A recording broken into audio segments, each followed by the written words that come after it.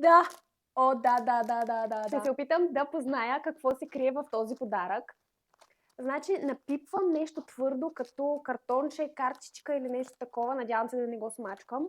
А отпред има някакви сякаш подвижни неща, не знам, някакви бомбонки или някакво лакомство. Това си мисля, че е. Нека отворим номер 6 от календара ми за Коледа. А че ме последвай, за да видим и утрешния подарък заедно. Първото нещо е гланц за устни с боровинка. Изглежда страхотно, не съм пробвала такъв. Обаче има и още нещо. Тук има две неща, може би са били по-мънички и затова... О, да! О, да.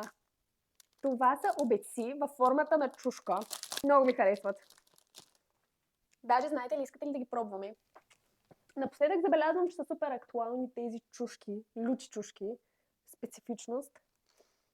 И на мен, честно казвам, много ми харесват. О, да.